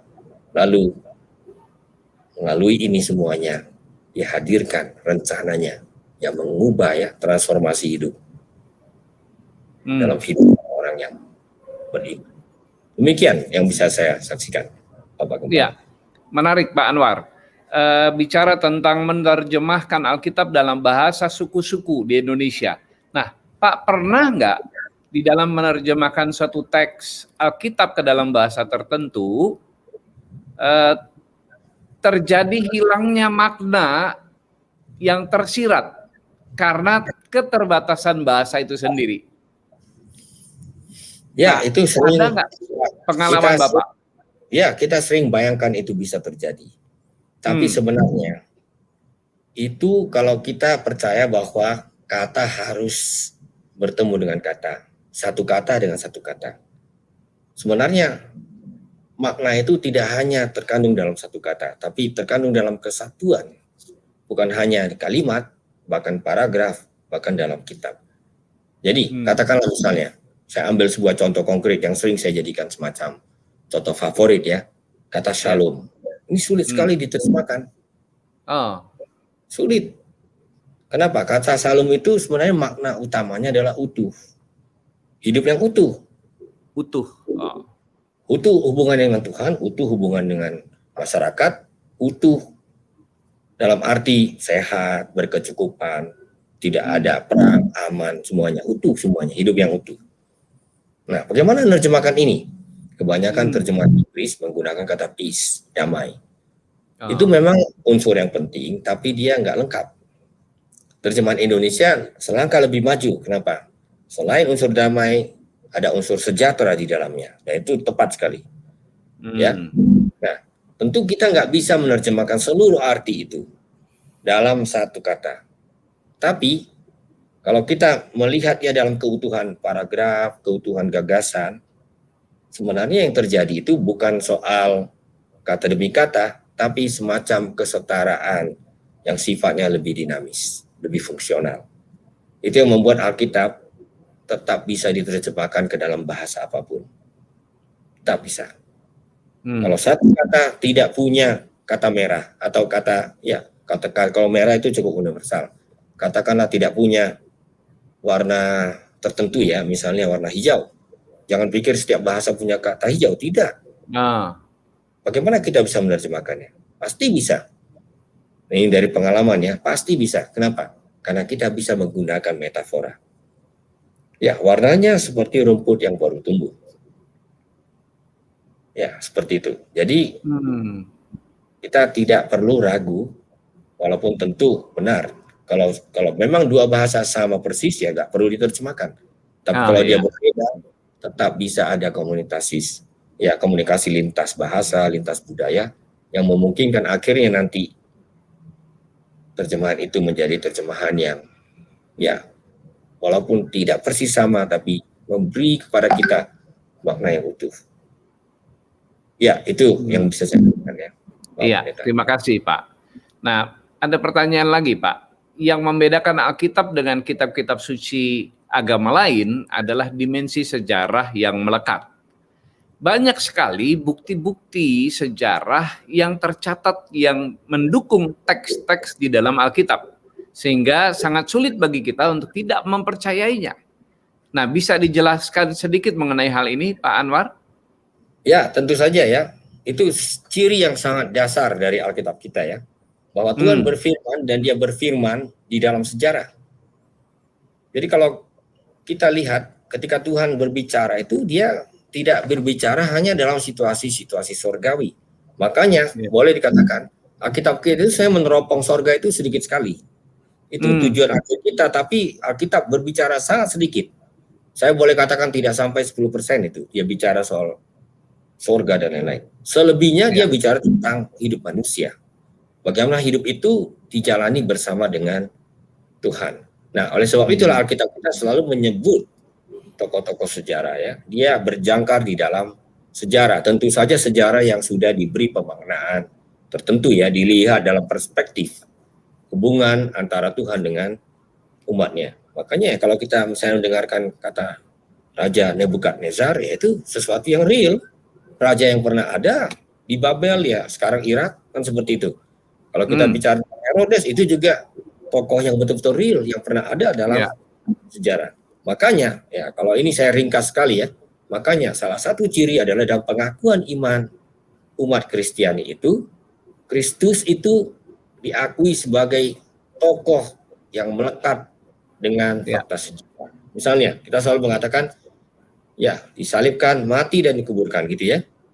Menderita di bawah siapa? Pontius Pilatus. Kenapa harus disebutkan nama itu? Kenapa nggak disebut saja menderita saja seperti itu? Karena di situ mau diakui bahwa yang terjadi itu sungguh-sungguh bisa diverifikasi. Ada akarnya di dalam sejarah nyata ya.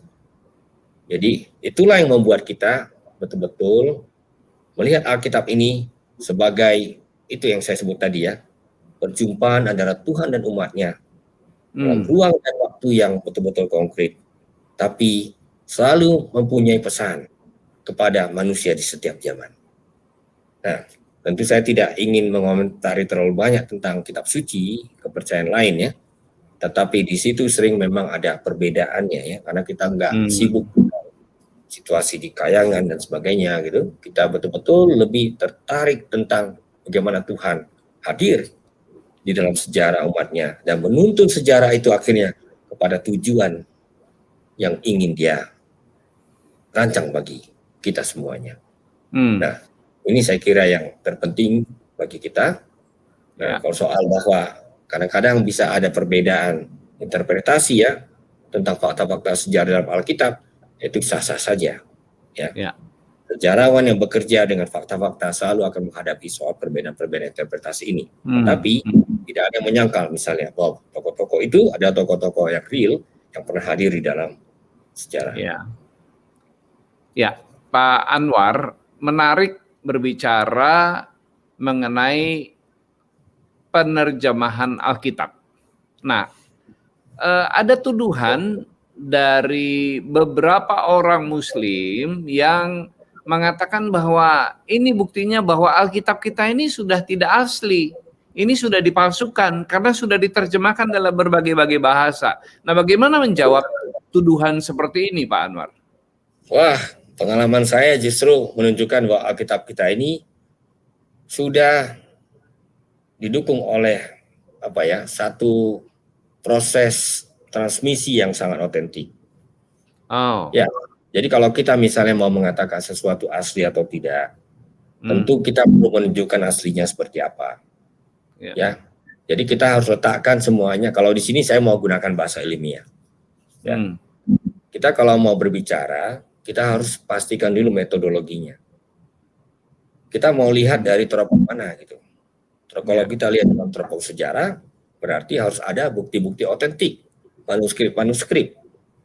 Kan seperti itu.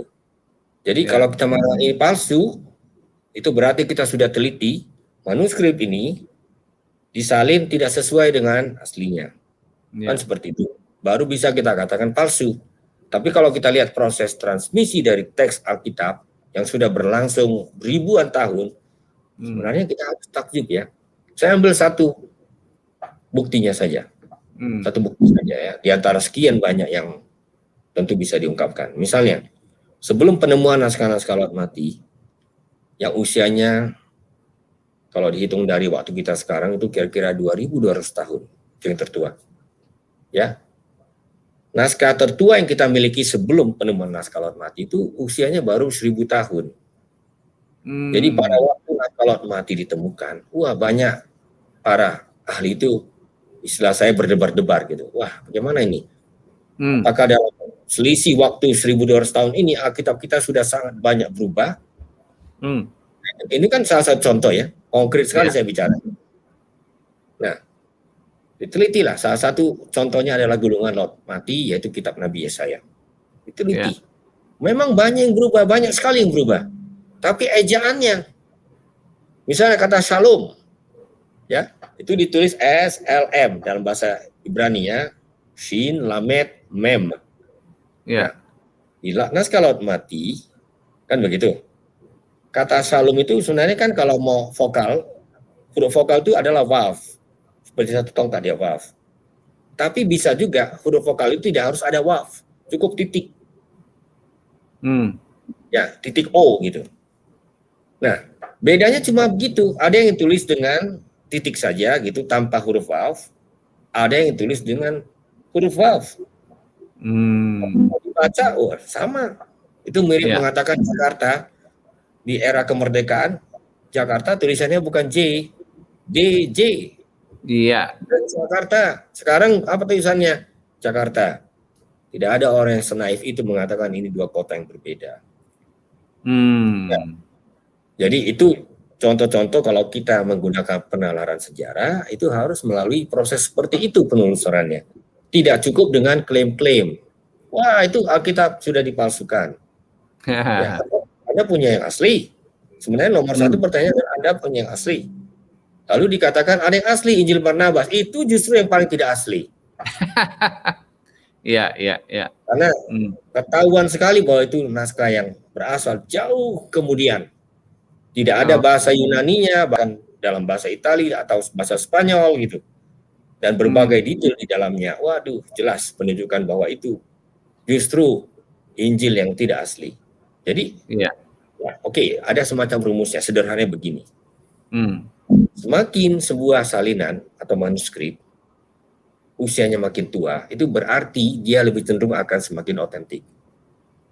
Begitu ya.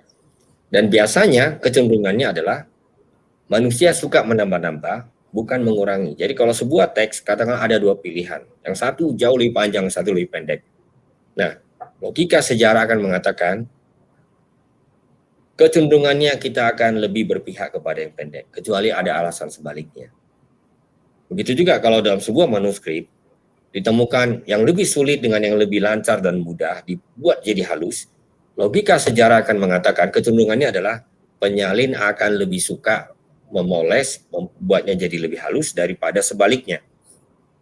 Nah, jadi logika-logika seperti inilah yang menolong kita untuk dengan serius memperhitungkan berbagai bukti yang ada di dalam proses transmisi teks Alkitab. Dan sejauh ini kita bisa yakini apa yang kita miliki ini betul-betul otentik. Ya, ada variasi-variasi dan variasi itu bisa mencapai tidak main-main ya, bahkan bisa 300 ribuan. Tapi kalau variasinya hanya soal ejaan, terutama soal ejaan tadi, apalah artinya? Ya, jadi kita harus meletakkannya dalam perspektif yang proporsional. Saya rasa itu. Jadi sering sekali ada debat kusir yang nggak ada dasarnya. Dan itu nggak ada yang kita lakukan ya. Ya, selalu kalau pertanyaan tentang palsu ya nomor satu adalah Anda tahu yang asli atau tidak. Kalau tidak, sebaiknya sebaiknya jangan kita lanjutkan percakapan karena pasti akan berakhir dengan debat kusir. Oh iya, iya. Terima kasih untuk sarannya. Pak Anwar, ada lagi satu tuduhan kepada umat Kristen bahwa doa Bapa kami itu bukanlah doa yang diucapkan atau diajarkan Tuhan Yesus, tapi disisipkan oleh penulisnya. Nah, menurut Anda bagaimana menjawabnya, Pak? Wah, ada bukti-bukti yang cukup otentik ya. Sekurang-kurangnya kita mempunyai dua sumber ya. Ada Injil Lukas dan Injil Matius yang menunjukkan bahwa itu adalah doa yang merupakan doa yang diwariskan kepada komunitas Kristen mula-mula. Jadi kalau kita mau mengatakan itu bukan berasal dari Yesus, harus ada buktinya gitu. Bahwa doa itu ada kesejajarannya dengan doa Yahudi. Itu kita bisa sangkal. Yesus itu orang Yahudi gitu. Iya. Oh, ada katakanlah farasiologinya yang menunjukkan itu mirip dengan doa Yahudi ya sah-sah saja gitu. Tapi itu tidak membuat kita harus berasumsi bahwa doa itu sebenarnya adalah doa yang diselipkan saja, ditambahkan ke dalam kitab suci. Ya. Nah, Pak Anwar, sekarang kita ingin berbicara sedikit mengenai keluarga. Bisa cerita mengenai keluarga Anda, di mana Anda bertemu dengan istri, lalu sekarang berapa orang anak, dan apa kegiatan mereka? Ya, lagi-lagi ya inilah yang patut saya syukuri bahwa Tuhan mempertemukan saya dengan seorang perempuan Batak ya, Pursi Mamora. Itu terjadi pada waktu saya selesai studi ya. Waktu itu yang umur saya lumayan tinggi sudah. Saya ini sebenarnya kalau istilah orang Medan itu lajang tua saya ini waktu itu. Lajang tua. Ya, memang dalam usia sudah 37 tahun ya, 36 tahun. Saya selesai studi doktoral, banyak yang menjodohkan saya dengan ini dan itu gitu.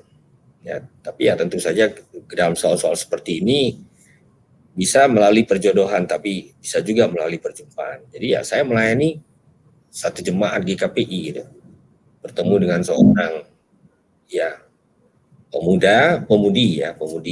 Dia adalah waktu itu dia adalah ketua dari pemuda-pemudi ya di gereja itu, aktif ya. Awal-awalnya biasa-biasa saja gitu ya. Lalu kemudian saya bertanya, Tuhan, usia saya sudah demikian. Saya pada waktu itu hampir-hampir seperti bernazar. Kalau sampai 40 tahun saya belum punya jodoh, ya bolehlah saya renungkan, jangan-jangan ini adalah panggilan untuk menjadi semacam rahib gitu. Semangatnya Rasul Paulus ya. Ya, seperti itu. Tapi rupanya Tuhan berkehendak lain gitu ya. Melalui perjumpaan, perkenalan, komunikasi, lalu saya berdoa supaya Tuhan tunjukkan apakah ini betul jodoh saya. Ya, dengan singkat sekali saya boleh katakan, akhirnya kami sepakat bahwa di dalam soal pelayanan dan lain-lain kita bisa berjalan bersama ya, dengan kondisi-kondisi yang ya tidak berlebihan, mengutamakan Tuhan dalam hidup kita, berproses bersama, memahami kelebihan dan kekurangan masing-masing. Yang paling penting adalah bahwa kita punya tujuan yang sama, ya, bahwa kita ingin mengabdi kepada Tuhan dalam hidup kita, gitu. Ya, lalu ya puji Tuhan, Tuhan karuniai kami 3 orang putra, sekarang masih ya namanya juga menikah terlambat, saya sebut demikian. Mereka masih remaja lah, ya, masih dalam pendidikan. Ya. Oh, baik Pak. Jadi buru Batak ya istrinya Pak ya? Ya, betul. Jadi terbang tinggi-tinggi kemana-mana, belajar sana sini, akhirnya ke Bali, ke Tanah Batak. Iya. Nah, ini pertanyaan terakhir Pak Anwar. Terkait kaum muda, tantangan gereja ke depan adalah bagaimana mereka memberikan waktunya untuk membaca dan memahami firman Tuhan dengan benar. Nah, bagaimana LAI dapat mengambil peran dan tanggung jawabnya mengenai hal ini? Ya, terima kasih. Ini sebuah pertanyaan yang sangat-sangat relevan untuk situasi yang sedang kita alami. Kita sama tahu bahwa terjadi semacam lompatan ya, akselerasi proses menuju dunia serba digital itu di arah kita. Jadi sangat mempengaruhi ya cara berpikir, perilaku, pola hidup, pola-pola berkomunikasi dan berinteraksi. Seperti yang sudah kita alami. Jadi pandemi ini sebenarnya mengkondisikan kita semua untuk melompat ke depan. Nah, ini tentu membuat kita, terutama gereja, terbata-bata sebenarnya. Bagaimana untuk menyikapi ini? Nah, Lembaga Alkitab Indonesia sadar untuk bisa mengejar perubahan-perubahan cepat itu. Kalau secara teknis kita nyaris tidak mungkin. Kita sebenarnya akan selalu ketinggalan. Tetapi apa saja yang disediakan Tuhan melalui teknologi itu kita mau gunakan sebagai sebuah jalan untuk menyampaikan firman-Nya. Makanya terutama ya, apalagi sesudah pandemi ini, Lembaga Alkitab Indonesia sangat mengupayakan supaya selalu ada perjumpaan-perjumpaan dengan firman Tuhan melalui sarana-sarana digital yang tersedia, apakah Instagram, apakah YouTube, dan sebagainya. Itu yang kami coba lakukan untuk bisa tetap menyapa berbagai generasi. Ya. Karena kita tetap ingin melayani generasi yang tidak kenal yang digital ini melalui Alkitab cetak misalnya. Kalau kita bicara tempat-tempat di pelosok yang tidak ada sinyal ya, kita bicara tentang Alkitab cetak yang harus mereka baca. Kita bicara tentang bagaimana mendidik mereka untuk bisa membaca ini. Nah, tapi kalau kita bicara tentang generasi yang disebut dengan digital native gitu ya, warga dari dunia digital, memang ya kita sedang dalam sebuah proses untuk bertransformasi, ya, melihat hal-hal strategis yang bisa dilakukan, ya, meskipun kita terbatas ya, karena nggak ada satupun yang bisa mengatakan bahwa kita cukup cepat bisa mengejar ketinggalan itu. Kalau bicara teknis, kita harus mengakui sangat sulit. Ya, apa yang sekarang kita anggap masih relevan itu dalam hitungan bulan sudah berubah lagi. Tapi kita tetap ingin menghadirkan firman itu di ruang-ruang virtual agar bisa diakses oleh berbagai generasi, ya, dalam format yang mungkin interaktif. Ya, itulah saya kira menjadi salah satu tugas yang paling menantang, bukan hanya bagi Lembaga Alkitab Indonesia, bagi gereja-gereja, lembaga-lembaga pelayanan umat Kristiani di seluruh dunia. Demikian yang saya bisa katakan, Bapak Gembala. Puji Tuhan, terima kasih Pak Anwar Chen. God Lovers, kita akan menyaksikan beberapa tayangan mengenai Lembaga Alkitab Indonesia di dalam kegiatannya dan juga pergumulan mereka di dalam membuat Alkitab dan juga menyebarkan Alkitab ke seluruh Indonesia. Mari kita saksikan. Menghadirkan Alkitab sebagai logo tolong di Humbang Hasundutan. Humbang Hasundutan adalah salah satu kabupaten di Sumatera Utara yang ibu kotanya adalah Dolo Sanggu. Masyarakat Humbang Hasundutan memiliki tradisi menamai desa tempat tinggal mereka berdasarkan sesuatu yang mereka harapkan. Makna di balik nama desa tersebut berisi harapan dan doa bagi siapapun mendengarkan nama tersebut. Salah satu desa yang paling menarik adalah Desa Lobu Tolong atau Huta Lobu Tolong. Kata lobu berarti tempat tinggal, rumah, atau perkampungan, sedangkan tolong adalah sejenis tumbuhan yang memiliki akar yang panjang dan kuat. Jadi, Huta Lobu Tolong adalah perkampungan yang banyak ditumbuhi sebuah pohon yang memiliki akar yang kuat dan panjang. Masyarakat setempat mengharapkan penduduk yang tinggal di desa tersebut memiliki sifat atau karakter yang kuat dan tegar seperti tumbuhan tersebut yang mampu bertahan hidup di daerah manapun dan dalam situasi apapun.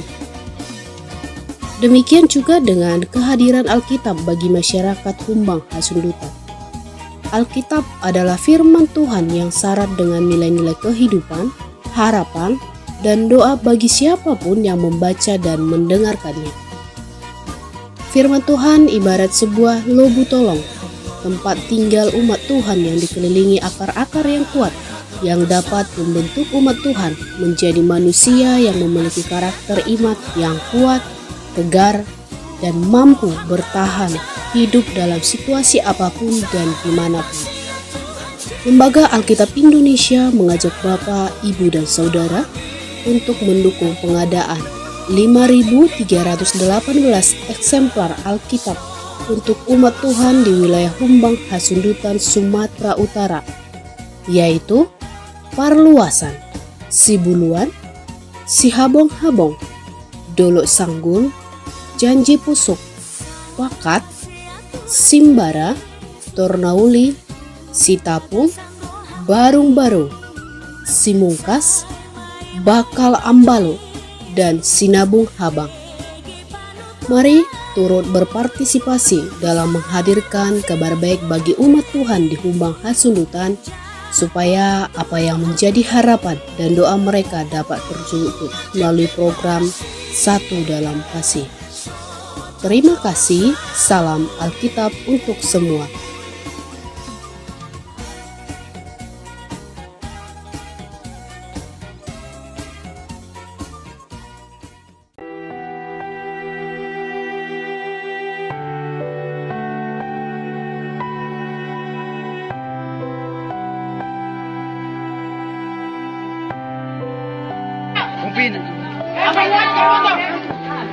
Parang tuh, parang, weh. Parang tuh. Pelan-pelan.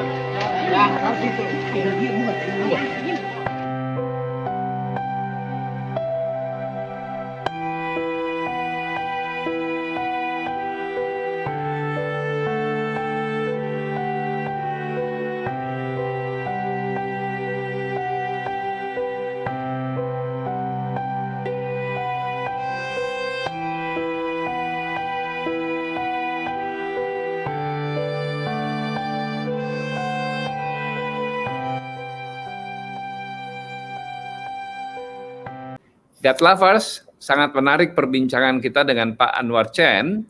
Sayang kita harus menyudahi bincang-bincang ini dengan beliau. Kami menghimbau agar Anda bisa ikut ambil bagian mengulurkan tangan untuk membantu Lembaga Alkitab Indonesia dalam setiap penerjemahan, produksi, dan distribusi Alkitab. Dan tidak ada yang sia-sia untuk terlibat di dalam pekerjaan Tuhan. Terima kasih kepada Bapak Anwar Chen yang sudah berkenan hadir pada hari ini dan berbagi kesaksian dengan kami. Dan terima kasih juga kepada God Lovers yang setia menonton Diaspora TV Talk Show. Semoga tayangan ini bermanfaat bagi Anda semua.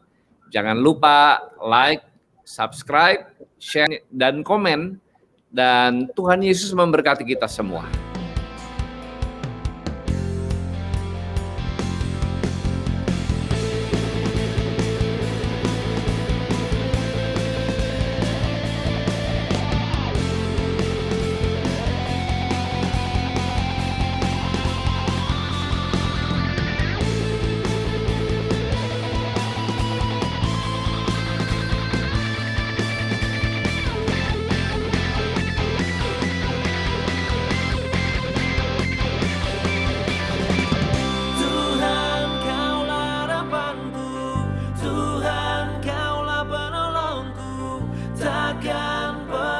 biarkan aman selalu.